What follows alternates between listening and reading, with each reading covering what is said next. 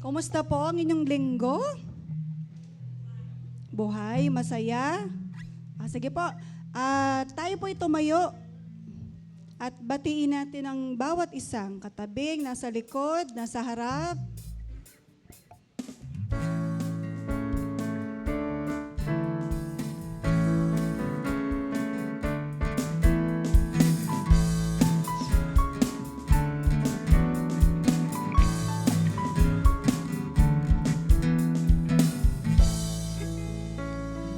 Sige po, tumayo po tayong lahat at ihanda natin ang ating mga sarili sa ating pagpupuri ngayong umaga. Okay. Okay. Sa atin pong ating faith journey o sa ating buhay, pananampalataya, upang tayo po ay lumago sa ating pananampalataya sa Panginoon, dapat inaalagaan din natin, no? Sa paano pong paraan? Walang ibang paraan kundi magbabad sa presensya ng Panginoon. Nandun yung daily devotion, prayer, fellowship sa mga kapatiran, at kagaya nito, na nagsasama-sama po tayo upang purihin ang Panginoon, upang makinig ng kanyang mga salita, at palakasin ang bawat isa. Kung hindi po natin gagawin yon, mananatili tayong bubot. Yung bubot, yung maliit, parang laging bata, baby, ganon. Okay. Bonsai. Okay. So ayaw naman po siguro nating maging ganon. Amen? Kaya sa umaga pong ito, handa natin ating mga sarili sa pagpupuri, sa pag-awit, okay, sa ating Panginoon. Amen. Awitin po natin ang babad sa presensya mo.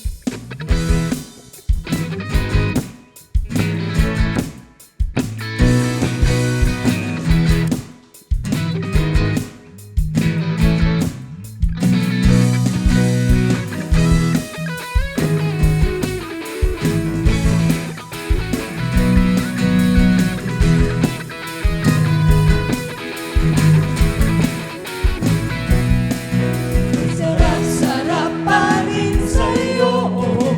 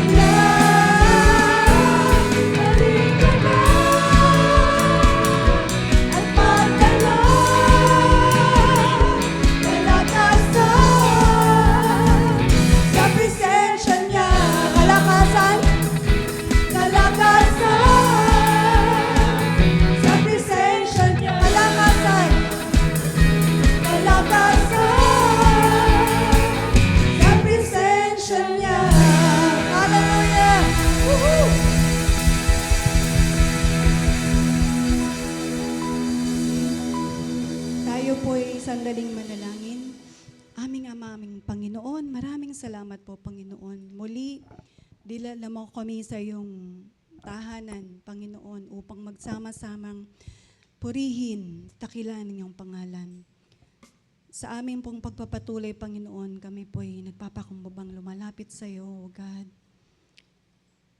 Humihingi ng kapatawaran sa aming mga pagkakasala, sa aming mga pagkukulang. Panginoon, walang sino nga pong karapat-dapat sa iyong kabanalan.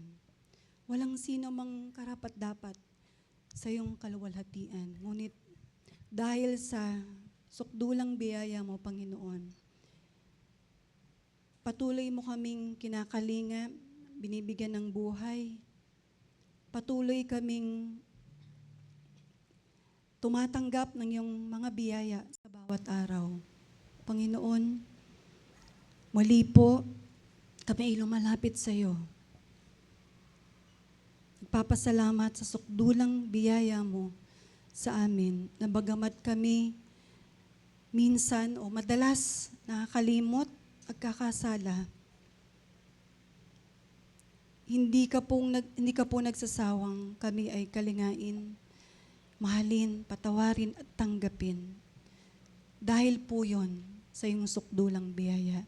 Ginoon, hayaan mo po na taas namin ang iyong pangalan.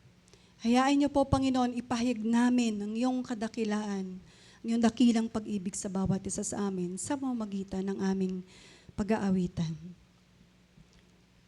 Tinataas po namin ang iyong pangalan ngayon, magpakailanman. Mga kapatid, patuloy po nating awitan ng papuri ang Panginoon. Awitin po natin mula sa ating mga puso, sukdulang biyaya.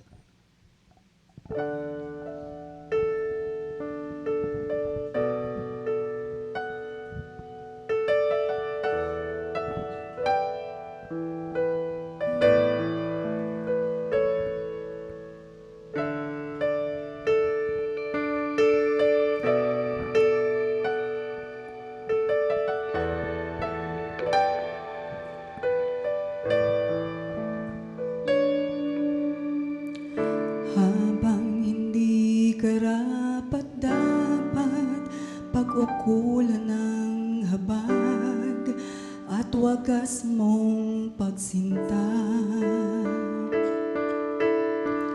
Habang walang kakayanang masuklian ka ng mabuti sa lahat mong ginawa.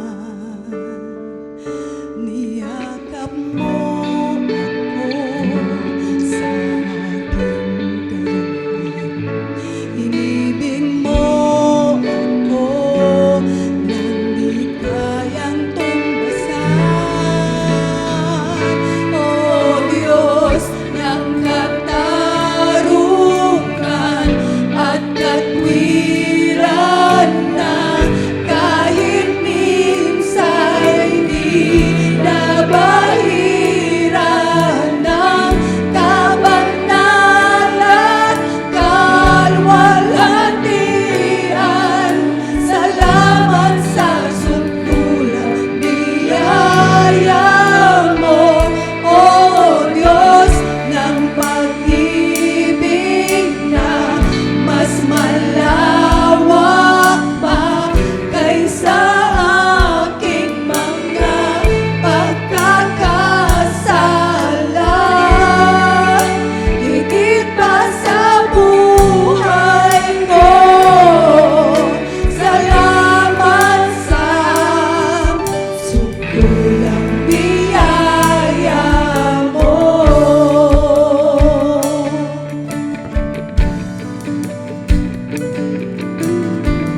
Habang hindi karapat-dapat, pag-ukulan ng habag at wagas mong pagsinta.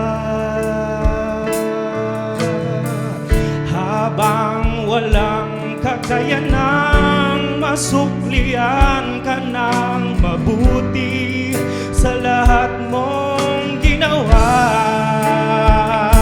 Niyakap mo ako sa aking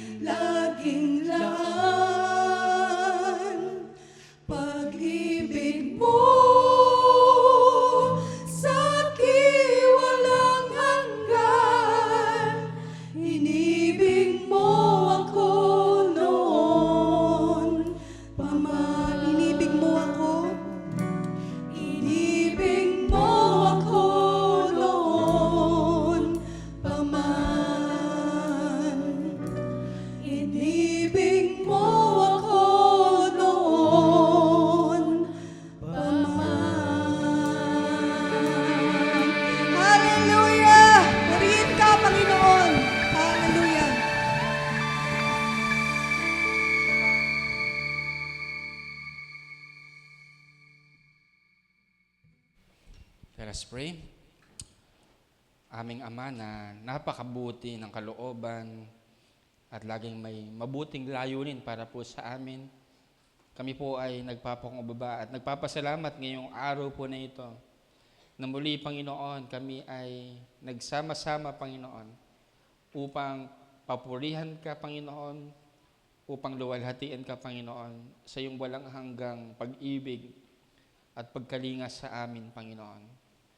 Thank you, Father, for this opportunity that once again we can sing songs to you, Lord, and we can gather together as one in faith, Panginoon. Salamat po, Panginoon, sa nakalipas na isang linggo, Panginoon. Thank you for sustaining us, for blessing us, sa lakas na binibigay mo sa amin during the times na kami po ay nangihina, Panginoon. Thank you, Lord, for healing us in our sickness. Thank you, Lord, for empowering us when we are feeling weak, Panginoon. Salamat, Lord, for always granting us your grace, Panginoon. Your grace that we know, Lord, we don't deserve. And Lord, thank you for bringing us into Christ-likeness as we commit ourselves to you, Panginoon, every day. Binabago mo kami araw-araw, Panginoon. Thank you, Lord, hindi ka nagsasawa sa amin. At hindi ka rin nagsasawa na kumilos sa amin po mga buhay for our good, Panginoon, as you accomplish your purpose in our lives. Thank you, Lord Jesus. And today, Lord, as we prepare ourselves to listen to your word, may you cultivate our hearts, Panginoon. Any resistance, anything, Lord, that may hinder us from learning and being transformed by your word, we want, Lord, to surrender everything to you, Panginoon. And may the Holy Spirit grant us open hearts to learn from you. And may you, Lord, deposit inside us, inside our hearts, Lord God, anything, Lord, that you want us to learn and to apply in our daily lives, Father. We ask, Lord, for your word na maunawaan po namin ito, Panginoon. At kami po, may we respond in obedience to your word. Father God, right now we're praying for brothers and sisters, especially those who are grieving. May mga kapatiran po kami who just lost their loved ones. And Lord, we cannot imagine the loneliness that they are currently undergoing, Panginoon. May you comfort them, Panginoon, sa oras po na ito. Remind them that you are their shepherd, and even in difficult times when we do not know, Lord, kung saan kami pupunta, you are the one carrying us, Panginoon. And you said in your word that we can come to you, those who are heavy laden, and you will give us rest, Panginoon. Thank you, Lord, for your word that gives us strength. And I pray that you'll continue to minister to each one of us. May we also become sensitive, Panginoon, in ministering to other people. Nawa maging instruments mo kami, Panginoon, so that people will come to know that there is God living in our lives, Panginoon. Salamat, Lord, sa mga nakalipas sa gawain ng aming iglesia. Thank you, Lord, for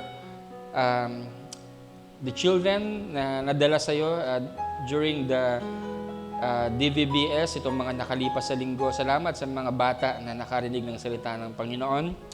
Thank you for the volunteers that you use, Panginoon, para maitanim ang binhi ng iyong mga salita sa mga kabataan na ito. And continue to bless our church, Lord God, so that we will not be sidetracked from our mission, Panginoon. Bless our ministries. Bless the leadership of this church. And Lord, help us by your grace to be able to lead your church as you lead us, Panginoon. Kung paano kami po ay iyo pong pinangunahan, Panginoon. And may we also learn how to lead your church, Panginoon, in a Christ-like manner, Panginoon. May you also bless our country, Panginoon, mga crisis na aming kinakaharap po ngayon. Even yung mga ongoing tension, Panginoon, sa aming pong mga territories, Panginoon, na aming pong bansa. Grant mercy to our country, Panginoon, so that there will be peace, Panginoon, in our land. Lord, do not allow the oppressors to prevail, Panginoon. And even, Lord, yung mga tao na tumatakas sa batas at patuloy na gumagawa ng masama, Panginoon. Do not allow them, Lord, na manatili pong masaya na nagkalat sa aming pong bansa, and even hindi po sila mahuli-huli, Panginoon. But you know where they are, Panginoon. May you grant our authorities the wisdom, and tulungan mo kami, Panginoon, sa aming bansa na makapamuhay kami sa isang peaceful na bansa kung saan justice is served, Panginoon, and that there is progress, Panginoon. Lord, we are praying for that for our country because we love the Philippines. May you bless our leaders, and nawa, if there is any corruption, may you expose them, and kung sino man yung mga dapat pong managot, Lord, ay nawa po, Panginoon, ay mabigyan ng mapanagot, Panginoon, kung sino man ang mga gumagawa, Panginoon, ng mga pansariling mga gawain na nakakasira sa aming pong bansa, Panginoon. Lord, and may your people continue to be the salt and light in this nation, Panginoon. Patuloy, Lord, na maitaas ka sa aming pong mga buhay. Salamat po sa araw po na ito, and allow us, Lord, to learn from you. May you search our hearts ngayong oras po na ito.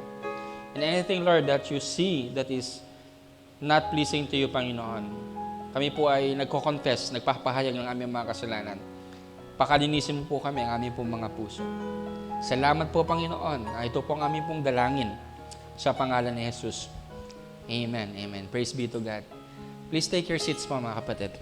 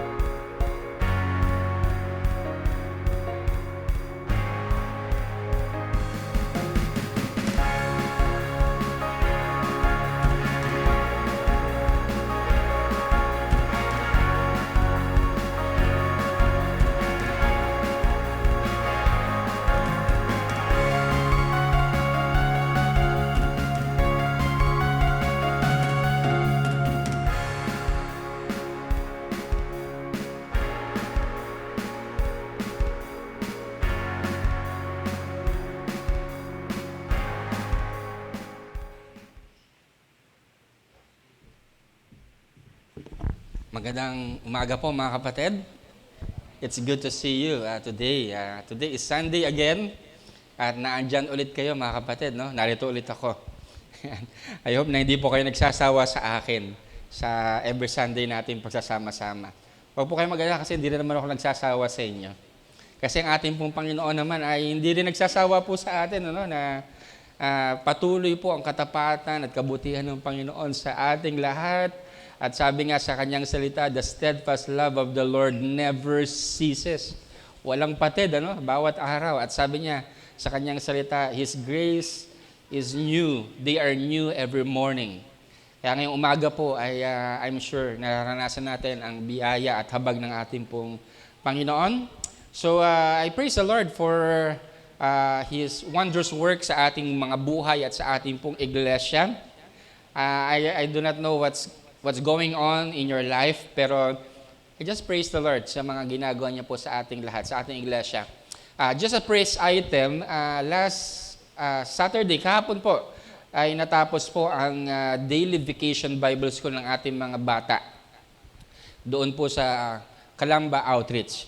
Last Sunday afternoon, nag-graduation din po ang ating 5-day club or DVBS dito rin naman sa ating worship hall. And then I think 2 weeks ago, nagkaroon din ng Vacation Bible School din naman po sa ating silang outreach.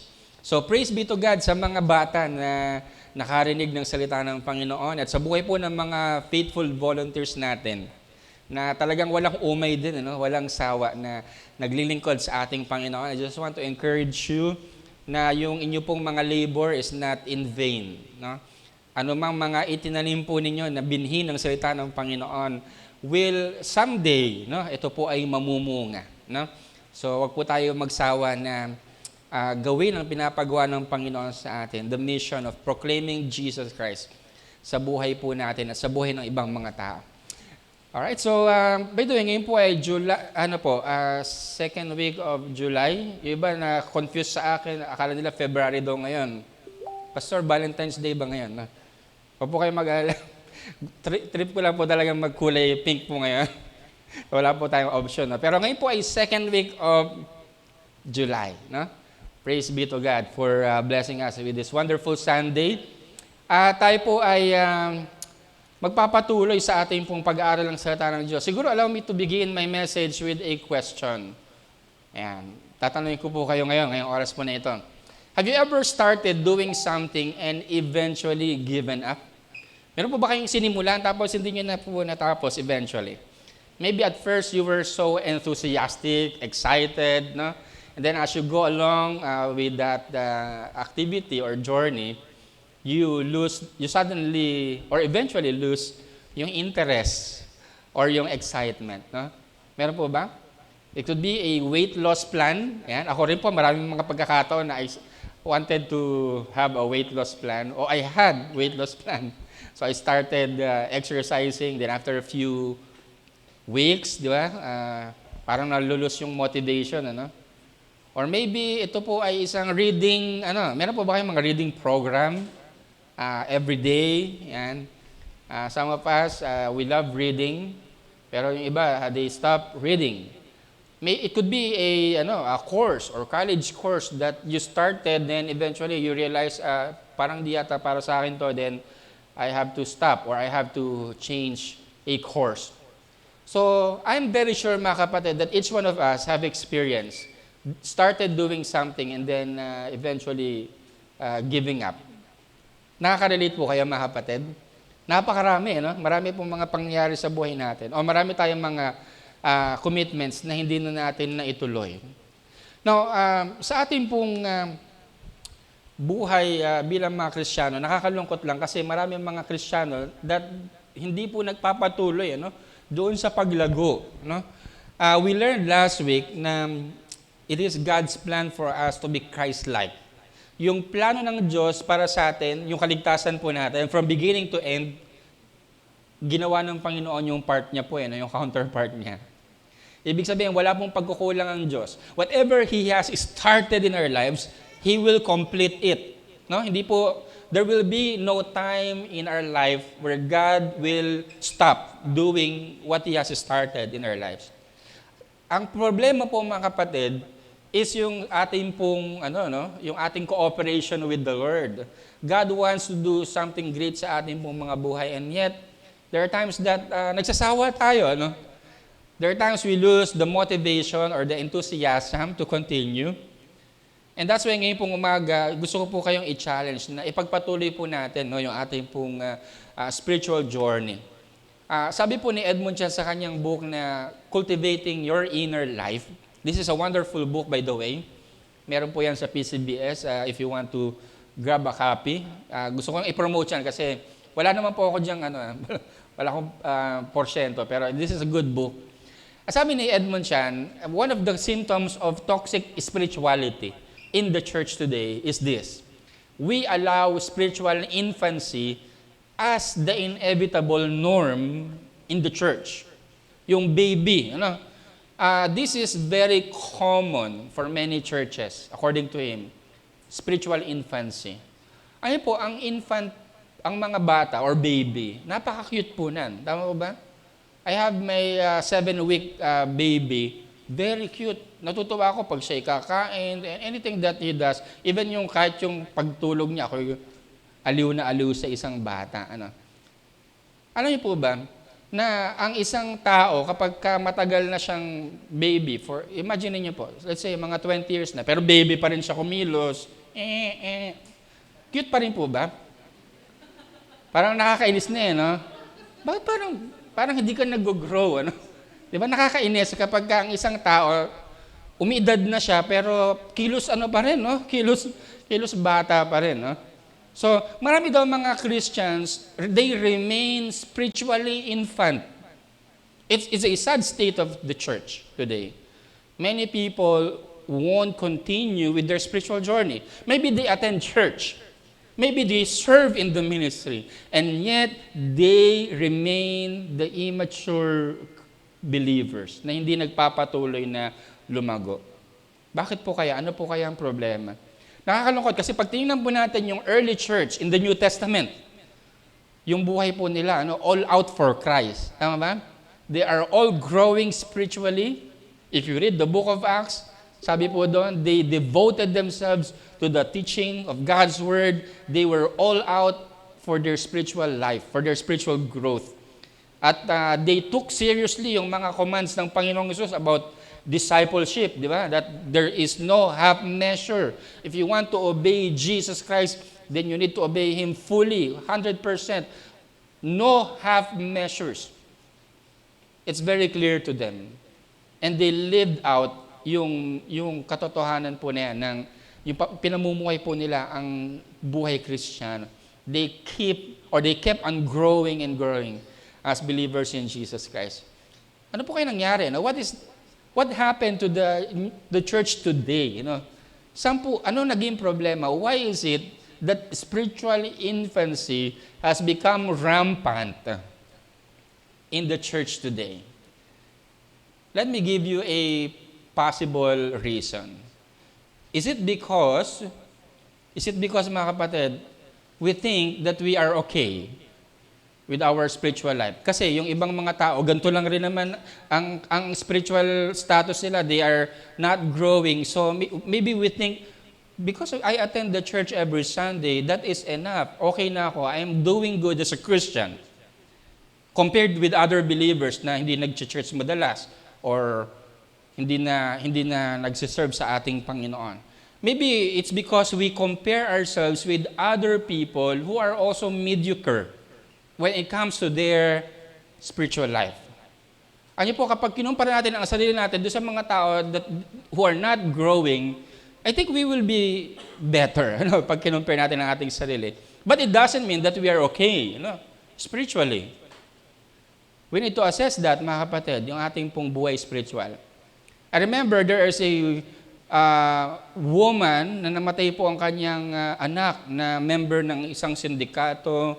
Many people know this man na talagang siya po ay sakit ng ulo doon sa kanilang lipunan o doon sa kanilang bayan. Halos lahat ng mga tao doon kilala siya na talagang siya yung, alam mo ito, he is a member of a syndicate. And then the mom gave a eulogy nung siya ay nakaburol na. Nasabi niya, itong anak kong to, napakabuti nitong anak ko na to. She was crying. And people were surprised. Doon sa sinabi ng nanay, kilala namin itong bata na to. Sabi ng nanay, napakabuting tao nito. Hindi pa pala tapos si mami. Sabi niya, itong anak ko napakabuting tao compared to his brother. May comparison May mas masama pa pala sa kanya, di ba? Minsan, kapag kinumpara natin ang ating sarili to those people who are mukhang mas okay naman tayo, maybe we think that we are okay spiritually. But spiritual infancy should not be the norm, mga kapatid. Yung word po dyan na we allow means we tolerate. We just allow the church to be composed of spiritually infant people. So we need to do something about this, mga kapatid. And that's why today in our message is I will encourage you to continue your spiritual journey of becoming mature disciples of Jesus. I don't know where you are, mga kapatid. Maybe you are currently growing. Maybe you have started and you have stopped already. I don't know about your spiritual condition sa oras po na ito. But I want to challenge you to continue with the journey of becoming mature believers or mature in Christ. Let me tell you mga kapatid na tayong lahat, we are God's special project. God is in the business of transforming us to become like Jesus Christ. Pero gusto ko lang pong maunawaan ninyo na yung project na yun ng Panginoon will only take place kapag ka po nakikooperate po tayo sa Kanya. Tama ba? God's special project requires our cooperation and attention. Gusto ng Diyos baguhin tayo, pero kailangan natin ng time. Kailangan nating i-surrender ang ating sarili. We must be willing to be changed by our Lord. And so today, ito pong message po natin about spiritual maturity. I found the verse, Colossians 1:28-29. For those of you who have heard me preaching, siguro na maraming beses nyo na akong narinig na mag-preach sa Colossians 1:28-29. But let me go back dito sa verse po na ito because this is a very foundational verse. Colossians 1:28. Pwede ba natin basahin po ng sabay-sabay? Colossians 1:28. Him we proclaim, warning everyone and teaching everyone with all wisdom, that we may present everyone mature in Christ. Now, ang ganda ng word na binanggit dito, mature in Christ. That's the aim of the Apostle Paul in his ministry. Everything that he does in the ministry, the aim is for every believer to become mature in Christ. Not spiritual baby. The aim is for them to become mature. Now, notice the word everyone. It's for everyone. Maturity, spiritual maturity is for everyone. It is not intended only for the leaders of the church, for the elders, for the pastors, for the deacons, or for the GG leaders. Sabi ni Apostle Paul, our aim is that everyone may be presented as mature in Christ. Lahat po ng mga mananampalataya. And so this is not only for a few believers, mga kapatid. Para sa ating lahat. Yun po ang aim po ng ating pong ng ministeryo po natin and the disciple-making efforts na ginagawa po ng ating iglesia. Now, Paul continues in verse 29, "For this I toil, struggling with all his energy, that he powerfully works within me." I like this verse, verse 29. It talks about God empowering us in our mission. As we focus on doing the mission of God, we are guaranteed or we are assured of God's empowerment. Siya ang magbibigay ng lakas. Sabi ni Paul, he is struggling with all the energy that God in Christ Jesus powerfully works within him. And so let me share with you some points from this verse. The first point that I want to highlight here is the person, which is very important for our spiritual maturity. We need to grow in our connection to Jesus Christ. We must be connected to Christ. As Paul said in the first part of that verse, Him we proclaim. Sino po yung Him po doon? Who is he referring to? Jesus Christ. Now, if you will look back to the previous verses, verse 15 to 19, the Apostle Paul was highlighting Christ. Kung sino si Kristo. Who He is, and what He has done for us, believers. Anong sabi niya kay Kristo? He is the image of the invisible God. He is the reason why everything has been created. Lahat ng bagay na meron, lahat na nag-exist, lahat ng creation has been created through Him and for Him. According to verse 15 to 19. He is preeminent. Siya yung pangunahin. Siya ay supreme, pinakamataas. And yet, if you will read yung verses po dyan, verse 15 to 19, makita natin that He gave His life. Siya ay nagkatawang tao para tayong lahat ay iligtas po sa ating mga kasalanan so that we will be redeemed from sin and death. And so Paul goes on, highlighting the Christ dun sa kanyang ministry. By the way, for the Apostle Paul, ang pinakambida sa kanya sa ministry niya, walang iba kundi si Kristo. Everything that he does, he points to Christ. Christ is the focal point of discipleship or disciple-making effort of the Apostle Paul. In fact, if you will read 1 Corinthians chapter 2, verse 2, he said, I decided to know nothing among you except Christ and Him crucified. Or in other translations, sabi niya, I decided to preach nothing to you except Jesus Christ and Him crucified. What does that mean, mga kapatid? Na aking napagpasyahan, na wala akong ibang ipapangaral sa inyo, kundi si Kristo at ang kanyang ginawa doon sa krus. Does that mean He did not preach about spiritual gifts or baptism or other topics? Pag binasa natin ng 1 Corinthians, ang daming mga pinangaral ni Paul sa mga mananampalataya sa Corinto, sobrang dami. Hindi lang tungkol sa person of Jesus Christ. There are so many topics that he mentioned. So what does he mean, mga kapatid, by that? I decided to preach nothing to you except Christ and Him crucified. What does he mean by that? Ang tawag po dyan sa literary style na yan ay hyperbole. Nakabanggit na ba kayo ng hyperbole? Ang nanay ko is the queen of hyperbole. Alam niyo po, nanay ko po nagkaroon ng butas yung kulambo. Sabi niya, kasya ng elepante dito sa butas ng kulambo. Gusto ko sabihin, alam niyo ba kung gaano kalaki ang elepante? It's a hyperbole, emphasizing ang laki ng butas, what does Paul mean when he say, I decided to know nothing among you except Jesus Christ and Him crucified? It's a hyperbole. What does that mean, mga kapatid? It means that the focal point of his preaching is Christ. Jesus is the emphasis of his preaching ministry.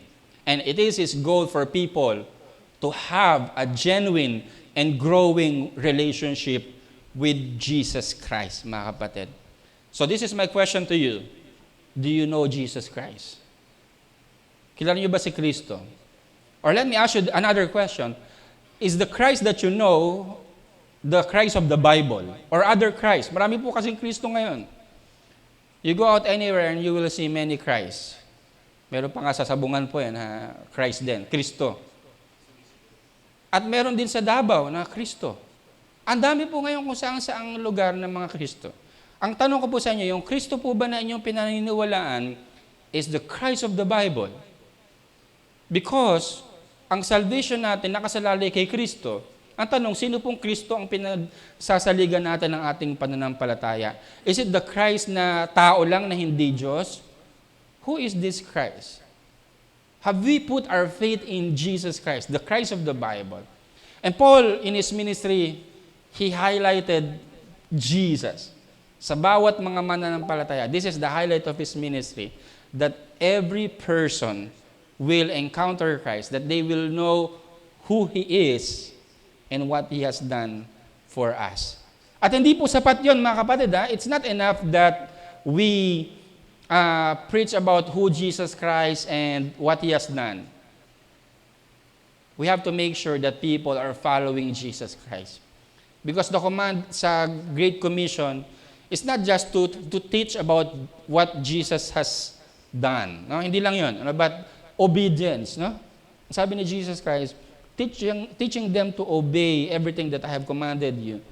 So, meaning, we want people to submit to the authority of Jesus Christ.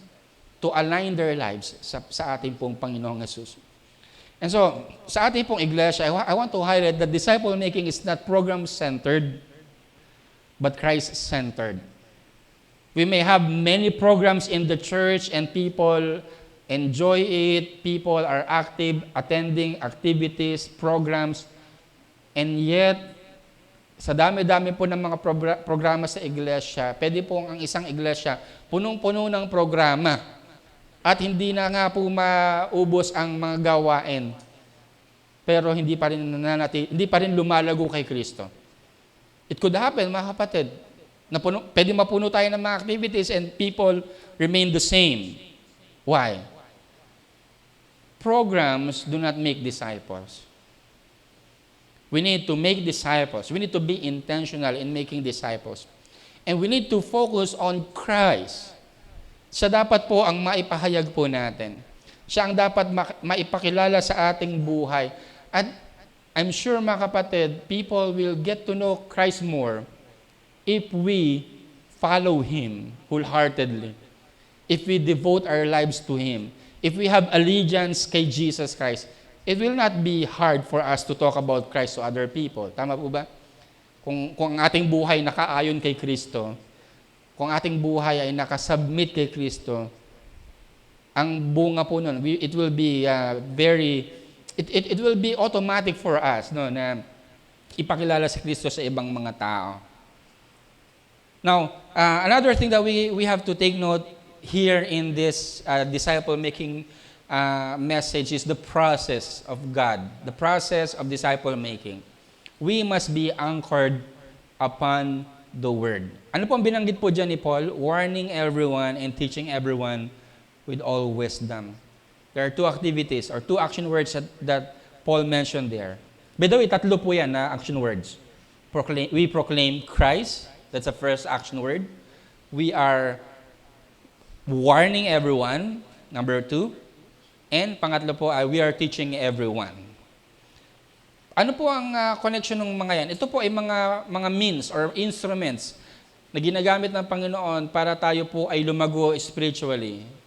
What does God use as an instrument for our maturity, for us to grow? Where do we get our nourishment for us to grow? Ano po? Not with human principles. Hindi ito yung mga bagay ng mundong ito na magpapalago sa atin, mga kapatid. Minsan marami tayong mga tinitake ng mga filosofiya, pero ano pala yan? Hindi pala yan mga nakakatulong sa atin na nutrients. We need the Word of God. We need to anchor our lives sa salita ng ating pong Panginoon. Do you agree, mga kapatid? No other nutrients, no other nutrients will be na pwede natin magamit para lumago po tayo except the Word of God. Kaya nga sabi ni Jesus Christ, man shall not live by bread alone, but in every word that comes out from the mouth of God. Meaning yung salita ng Diyos is our daily bread. Ito ang ating pagkain spiritual. Kung gusto nating lumago, gusto nating maging mature spiritually, we need to anchor our lives to the Word of God. And when I say anchor, hindi lang po about cognitive knowledge, no? Na marami tayong alam. Pwedeng marami tayong alam sa Bible and we know how to debate. We can fight every person about doctrine. And yet, our lives are not submitted to Jesus Christ. So it's more than just knowing the Word of God, but applying them in our lives. Let me highlight this po. Disciple making is not just articulating the truth, but also applying it. I'm not saying that articulating is not important. Importante po ang na tayong lahat, kaya nating ipahayag kung ano yung pinaniniwalaan po natin. Kasi ang delikado, pag tinanong tayo ng mga tao, ano bang pinaniniwalaan mo? Basta naniniwala ako sa Bible. It's not enough, mga kapatid. We need to be able to articulate that. But the goal is not merely articulating, but applying the truth in our lives. Because as Edmund Chan said, truth does not change lives. It is the applied truth that changes lives. Yung ipinapamuhay po natin, yun ang nakakapagpabago po ng buhay. So we need the Word of God. Beyond, it goes beyond knowing the rhetorics. When I say rhetoric, yung minsan kasi, pag nagsalita yung isang tao, salitang Kristiyano, no? Minsan ang hirap i-identify, no? Na, Kristiyano ba, ito bang taong ito ay sumusunod talaga sa Panginoon o hindi? By simply being able to articulate, ang tawag po dyan ay mga rhetorics. Magaling sa words. Ano po, ito po ang kaya po minsan, pag mga interview po sa Christian ministry, we ask people, may mga magaling talagang minsan we get to believe them, you are spiritually mature, you know many things about the Bible, you are a very spiritual person. But I want to highlight here, mga kapatid, that being able to articulate our belief does not equate to being spiritually mature. Nakuha niyo po mga kapatid? Maybe you know our doctrines. This is important. The doctrine is important because you cannot grow apart from the doctrines, apart from the Word of God. But it goes beyond knowing or speaking yung rhetorics po, Christian rhetorics. But it is truly applying the message that we learn from the Bible. It is the only means for our growth towards spiritual maturity. We need to be anchored sa salita ng Panginoon. Another thing that we want to highlight here is the product. Ano? We must be conformed to the character of Christ. By the way, we learned about Christ-likeness last Sunday. Lahat po ba tayo Christ-like na? Naalala niyo yung message natin last week? So it's not a one-time event, no? It's an ongoing process. Hindi po siya one-time, big time na Christ-like na tayo. So the goal or the product is Christ-likeness, mga kapatid. It's very strange that many people do not know what we aim in our Christian life. What is God trying, what are we trying to produce here sa ating church?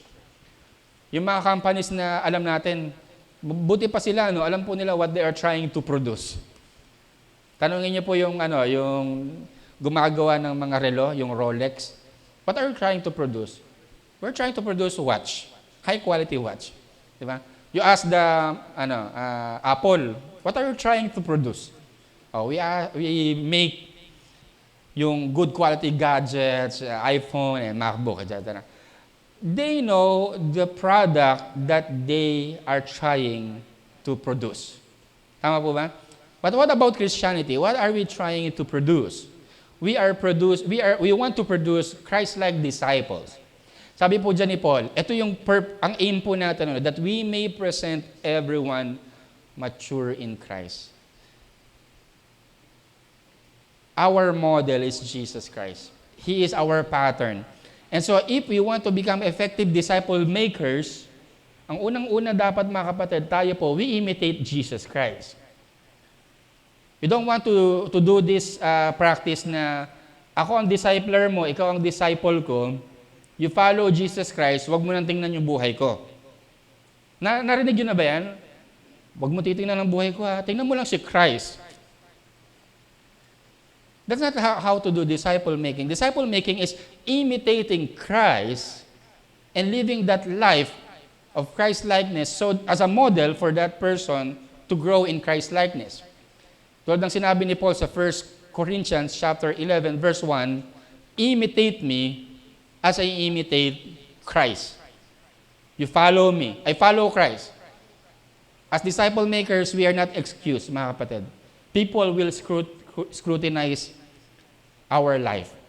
Hindi natin pwedeng itago po yan. And that's why we need to be open sa kanila in our spiritual struggles and spiritual journey. So, the purpose is for everyone to grow into Christ-likeness or maturity. So, disciple making is not incidental. It does not happen incidentally, but it should be intentional. Napansin niyo po yun? Sabi ni Paul, that we may present everyone mature in Christ. There is intentionality. Tama ba? There is aim. Mga kapatid, here in the church, I want to highlight that disciple making is not an aimless journey. Yung parang, pag tinanong ka, saan ba tayo patungo? Ay, hindi ko alam, basta mag-church lang tayo, mag-aral lang tayo ng salita ng Diyos, and I don't know where are we going. There is aim, mga kapatid. It is purpose-driven, and the goal is to become like Christ. Now, another thing that I want to highlight there, mga kapatid, about the product, yung mature in Christ, is it can only be achieved through a communal journey. Pansinin niyo po, sabi, that we may present everyone mature in Christ. What does that mean? The aim of Paul is to present everyone mature in Christ. What does that mean, mga kapatid? We need leaders. We need disciplers who will bring us to the next level of spiritual maturity. So, I want to highlight this message po, this principle. Disciple making is not a solitary pursuit, it is a communal journey. So, opposite things po yan, yung solitary at saka communal.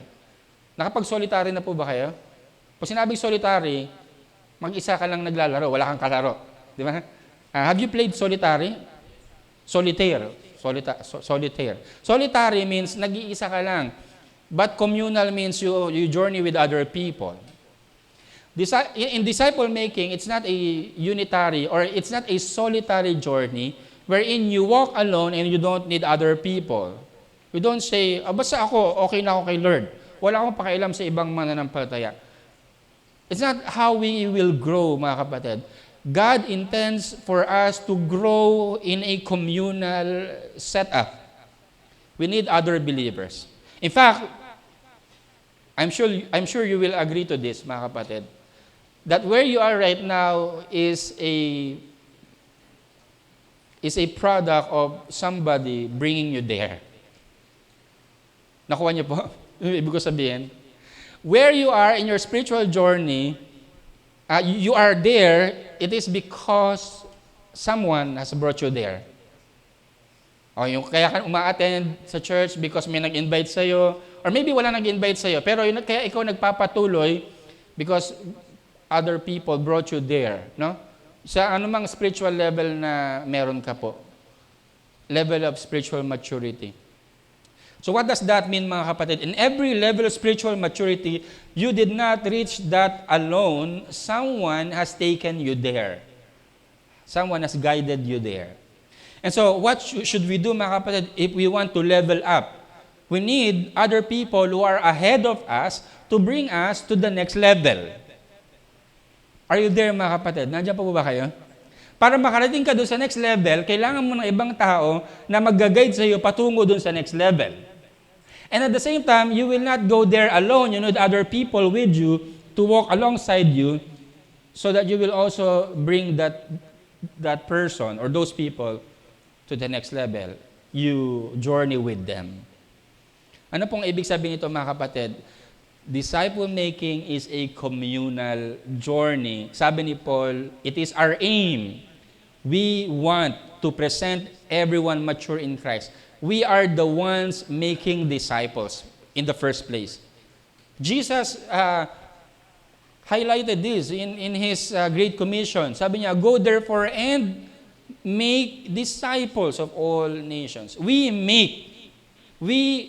produce disciples, mga kapatid. In other words, we help other people to grow into spiritual maturity. Nakuha niyo po? Hindi tayo nagpapalago. By the way, gusto ko lang i-highlight last Sunday na message natin to. Hindi tayo po ang nagbibigay ng growth. By the way, sa Powerhouse pala yung message po. So, hindi tayo ang nagpapalago. Ang Panginoon nagpapalago sa kanyang gawain. And it is God who makes people grow. Tama po ba? Pero we are God's instruments. We need people. Kaya po ang tanong ko po sa inyo, do you have discipling relationship? Ang maganda, ma-define natin. What is a discipling relationship? Meron po ba kayong discipling relationship? You have to define it. Sino yung tao na tumutulong sa iyo to grow spiritually towards the discipleship, Christ-likeness? Meron po ba? May mga tao ba na that you have allowed, that you are accountable to? And then another thing is, do you have other people you're bringing alongside you? So may mga taong ahead, may mga taong nangangailangan din to move forward. And so God wants to use us as His instruments to help other people grow. So we need discipling relationship. Kaya ayan po ang tanong ko po sa inyo, meron po ba kayong discipling relationship? If wala pa po, you need to have. Ako po, until now, I have a mentor and I meet with my mentor once a month. I also have our leaders with us. We have regular mentoring. And also, our leaders are also mentoring other leaders. We need that, mga kapatid. We need other people to grow with if we want to move to the next level, kailangan nating mag-level up, mga kapatid. Kailangan natin ng ibang mga more advanced spiritually to bring us to the next level. Because kung tayo lang mag-isa, we cannot do that. We cannot go to the next level unless other people bring us to the next level. So we need discipling relationship. So kung ikaw po ay leader na, you can produce more leaders by having a regular mentoring group with them. So ang ideal po, mga kapatid, according to the book of Edmund Chan, a certain kind. Kapag ka po nagdi-disciple ka o nagme-mentor ka ng mga leaders na, hindi na yan weekly, pwedeng monthly or every 2 months. You meet with them. Pero at saka less structured. Pagka po beginner, more structured and mas madalas.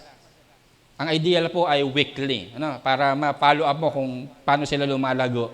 So that's for beginners. You need to meet your disciples every week. And it's more of a structured nagawain. Hindi yung as the Holy Spirit leads. Narinig nyo na po yung as the Holy Spirit leads? Kasi ang meaning po na iba sa as the Holy Spirit leads, parang disordered. Kung ano yung maisipan natin. So, by the way, the Holy Spirit does not create chaos sa ating pong gawain. So, when I say structured, you plan what is going to happen in your group. There is a planned setup so that people will grow. Kumbaga, kinukultivate mo ang bawat mga member ng iyong grupo para lumago po. So there should be structure. Now, the more people grow, as they grow up in the faith, mas yung pagtutok mo sa kanila becomes hindi na po mas madalas. Maybe monthly, you gather together and you ask the question, what is God depositing in your life? How is your personal life? How is the current state of your leadership or ministry? And so you ask those questions to these people. I think importante po, mga kapatid, if you want to have discipling relationship, ma-establish po natin, mga kapatid, what is the goal dito po sa relationship na ito? Why am I joining this group? Mahalaga po yan, malaman natin yung intention o yung reason. Ano ba yung goal natin? Hindi po yan panghabang buhay na, mag-GG tayo. Kailan po ito matatapos? Hanggang bumalik ang Panginoon. We will have this GG, and then hanggang bumalik ang Panginoon na itong GG na to, hindi ito matatapos ang ating pagmimit. So umpisa pa lang, iset nyo na po, mga kapatid, okay, for the next 12 months, 1 year, or 2 years, this is what we are intending to happen with this group. That this group is composed of young men whom I want to become disciplers. And so the goal after a year of discipling is for these people to be deployed to have their own small groups. Maybe that is the goal of that group. Hindi po siya panghabang buhay. Nakuha niyo po, mga kapatid. Kasi pagka, we do not have the aim, we do not have the intention, kung ano ba yung gusto natin ma-achieve. Minsan yung mga tao, they lose the perspective and the enthusiasm. Pwedeng inisip na, ayoko na mag-join kasi parang wala naman nangyayari doon sa GG namin. We just talk about anong mga bagong chismis sa ibang GG. Pwede bang mangyari yun? It could happen to many GG. Anong latest sa kabilang GG? Sinong na-fall doon sa scene? By the way, ang GG po ay, i-spell lang po natin yung GG. Ibig sabihin po na growth group. Hindi po yan gossip group. Okay?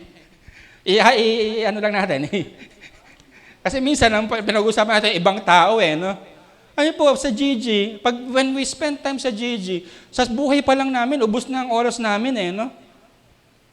Tapos pag-usapan mo pa yung buhay ng mga taong wala naman doon sa GG, wala na kayong mapatutunguhan talaga yung GG po natin. Nakuha niyo po, mga kapatid. Again, ang GG po ay hindi po gossip group. Growth group po yan. Anyway, so it's a communal journey. We help one another to grow. If there are struggles, we talk about that. Hindi para pagchismisan natin, hindi para sabihin na, oh, ako mahina, ikaw malakas. We help one another to progress in our spiritual life. And so, it's a communal journey. It's not solitary. Number 4, ito po yung panghuli, yung power naman that we need. We must be empowered by the Spirit. Sabi ni Paul, for this I toil, struggling with all His energy that He powerfully works within me. I struggle with His energy, not my energy. I struggle with the power that God grants to me. And so, sa ating pong journey towards spiritual maturity, it is mahalaga po that we rely on the power of God. Because disciple making takes place not by relying on one's self, but on God. Di ba? We rely on God, not on ourselves. Kasi sa sarili natin, mga kapatid, pwedeng makarating tayo ng malayo, pero it will not go further. We will exhaust. We will be exhausted. We will lose the energy. But if we rely on the power and energy and the strength that comes from God through His empowerment, through His grace, through the Spirit na nasa sa atin, what happens, mga kapatid? God sustains us. At tulad ng sinabi ng Panginoong Jesus, you can do nothing apart from me. Apart from me, you can do nothing. We need to abide in the presence of God. We need to rely on the power of God so that we will be able to accomplish His work. And so, in summary, sinamarize ko po itong ating mga points, by the way. We need to be connected to Christ, anchored upon the Word, conformed to the character of Christ, and empowered by the Spirit. These are the crucial activities that we need to focus on if you want to become mature in Christ, mga kapatid. And so, the question is, ito po, reflection po natin. Do you currently have discipling relationships? Meron po ba tayong mga tao that we allow to, do you really, are you intentional in building relationships, discipling relationships? Are you subjecting yourself for accountability to other believers? Number 2, how much time do you devote every week to your personal discipleship? Meron po ba kayong panahon na nilalaan? Tanong ko po, meron po ba sa inyo na may mga excuses pa rin hanggang ngayon na wala po akong time? Ano po, myth po yun, ha? Hindi po totoo yun. May time po tayo, habang nabuhay tayo, may time po tayo.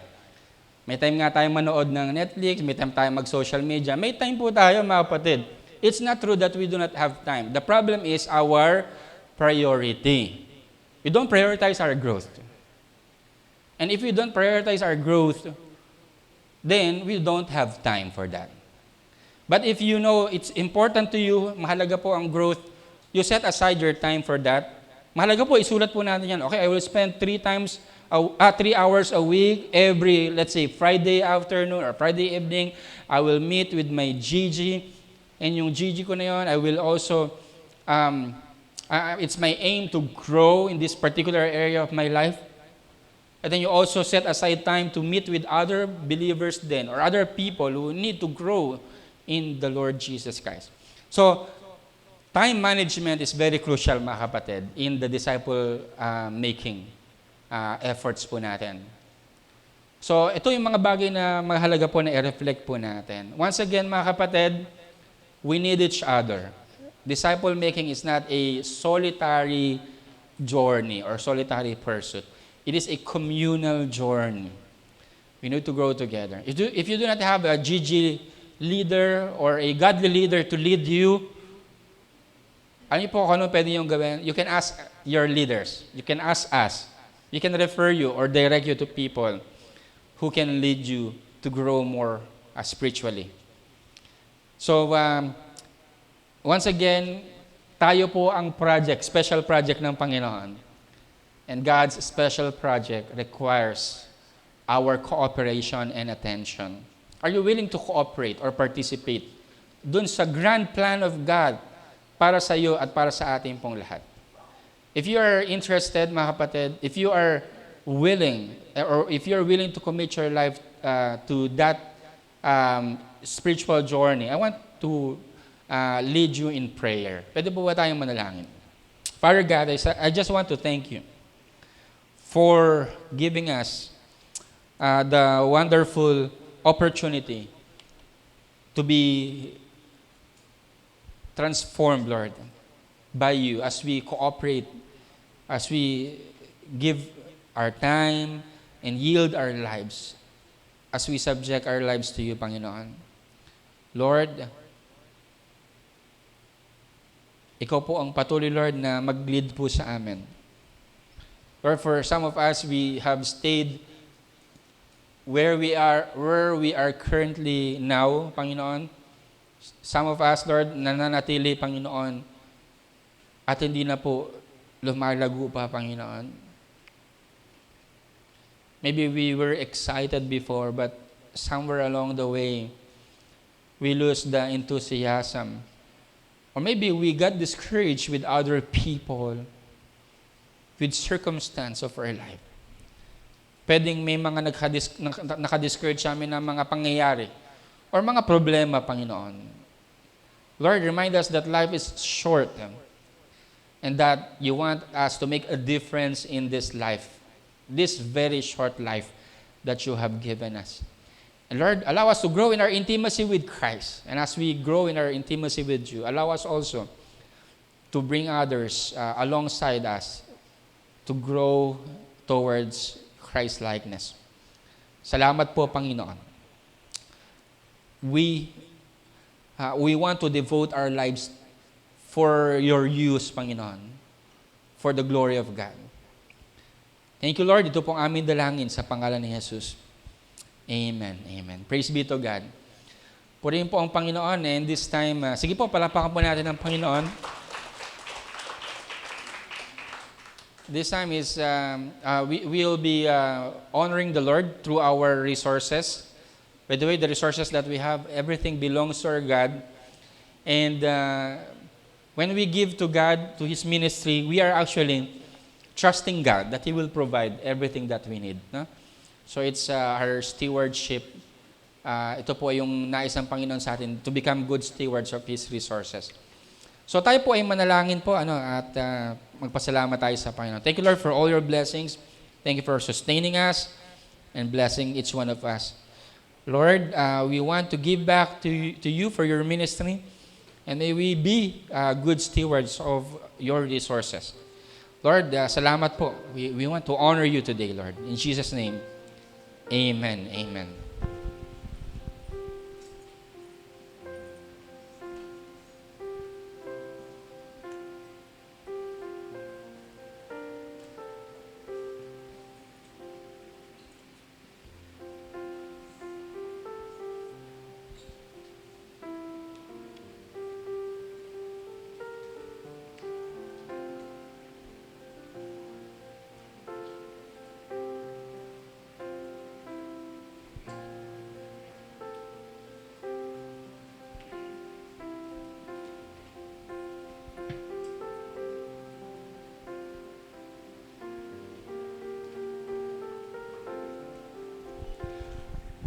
Alright, so for some announcements po, mamaya po 1 p.m. we'll resume our fundamentals of the faith. So pwede po kayong bumalik after lunch to study with us, mga kapatid. This is an informal discussion about our fundamentals or the doctrines that we believe. If you want to know more or learn more about what we believe, we want to encourage you to join us mamaya po. And sa Saturday, yung mga next gen po natin will have face-to-face fellowship dito po sa ating worship hall. Yung mga kabataan po natin. Sa Sabado po, 2 p.m. And then, on the last Sunday of this month, after third service, yung ating naman po mga flocks will have face-to-face gathering dito po sa ating worship hall. Okay, so this time we'd like to welcome our first-timers. If you're here for the first time, will you please stand up so that we can recognize your face? Sige po, huwag po kayong mahiya. Wow, welcome po. Welcome to GCF. Meron pa po ba na ibang mga first-timers? We are glad to see you po. And meron po tayong visitor center at the back. You may want to stay after our service. Thank you po. Thank you for joining us.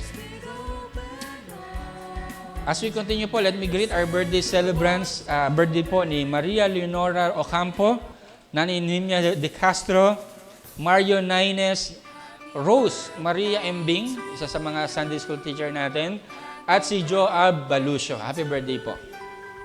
Meron po po mga celebrants ngayong week po na ito. Taas po ng kamay. July. Okay, sige po. Okay po, so tayo pong lahat po ay magsitayo and let's end our time together. Father God, thank you for your word. And Lord, we cannot do it alone. We need your empowerment. We need your help. We need your grace. May you strengthen each one of us.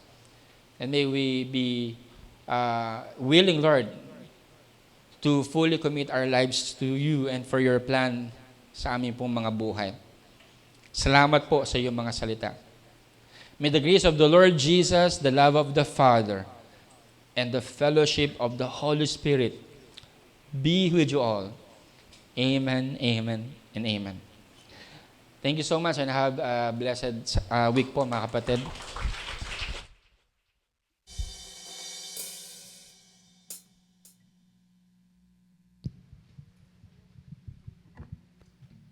Ayan. Tunay po na pinagpala po tayo ng mensahe ng Panginoon. Amen?